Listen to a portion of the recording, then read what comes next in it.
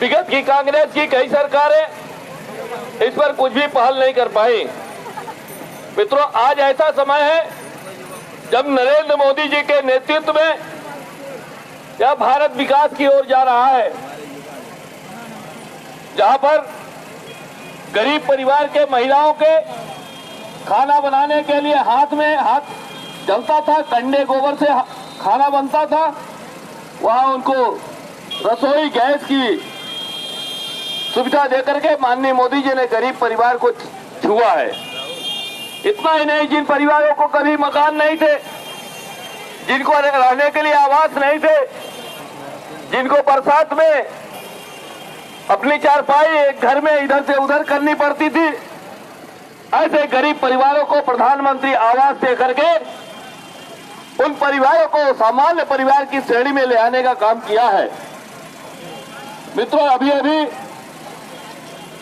गरीब किसानों के लिए एक नई योजना मोदी जी ने लागू किया, जिसमें एक वर्ष में 3 किस्त पर 2-2 हजार रुपए का निःशुल्क, इसलिए कि गरीब परिवार खेती तो करता है लेकिन कम वर्षा के कारण, कहीं ओला पाला के कारण उनके फसल नष्ट हो जाते हैं तो गरीब परिवार खाने बगैर मरता है। इसलिए ये कहा माना गया कि कम से कम उनको बीज और खाद की उपलब्धता हमारी सरकार करेगी।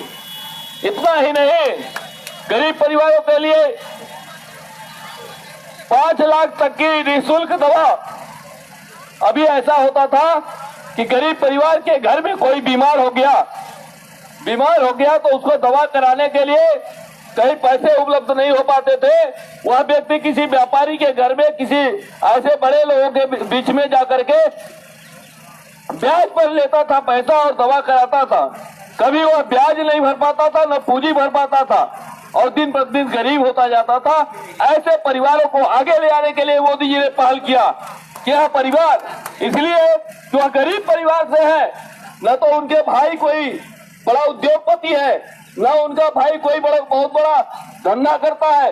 वह जानते हैं, एक चाय बेचने वाले परिवार के घर से मोदी जी अपना राजनीति प्रारंभ किया है। उनके पिताजी चाय की छोटी सी एक कैंटीन चलाते थे रेलवे स्टेशन में, तो मोदी जी एक समय में अपने पिता के कैंटीन की केटली लेकर के 2-2 रुपए की चाय रेलवे स्टेशन में बेच करके अपने जीवन का यापन किया है।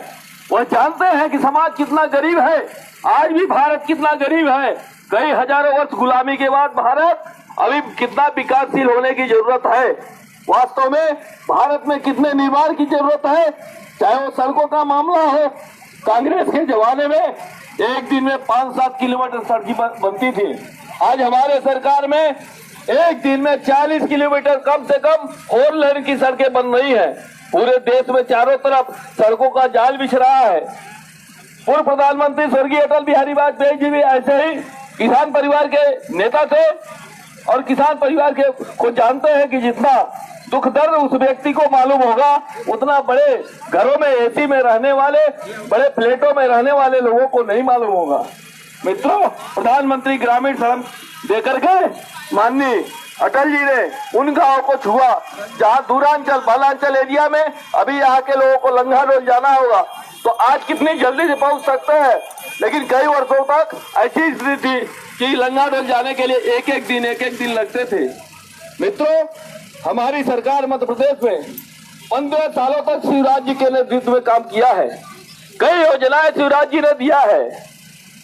कई योजनाओं के माध्यम से मध्य प्रदेश को विकास की ओर ले जाने का प्रयास किया था।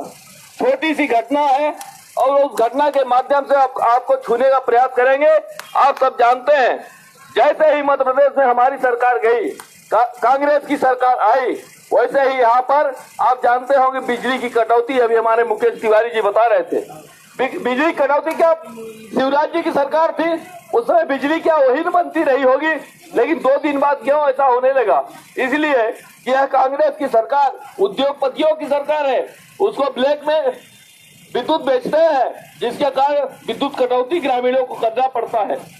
आज हम देख रहे हैं बहुत से लोगों को वादा करके सरकार आई है किसान का कर्जा माफ करने के लिए। हम सब किसान हैं, एक भी कर्जा किसान का किसी का माफ हुआ क्या?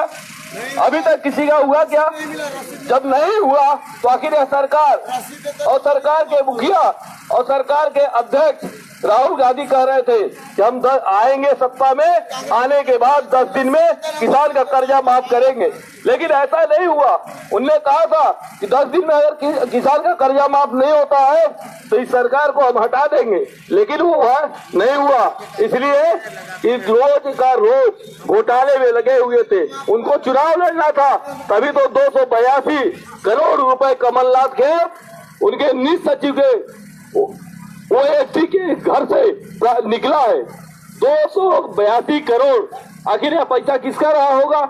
आज तक कांग्रेस की सरकार या कमलनाथ जी के नेता राहुल गांधी ने यह नहीं बताया कि मुख्यमंत्री का ओएसडी आखिर यह पैसा कहां से ले आया था और किसको देना था, किसके लिए वो आया था। तो यह घोटाला चालू हो गया है। इसके पहले भी कांग्रेस के सरकार के कई नेता घोटाले में फंसे हुए थे। घोटाले में फंसना नहीं,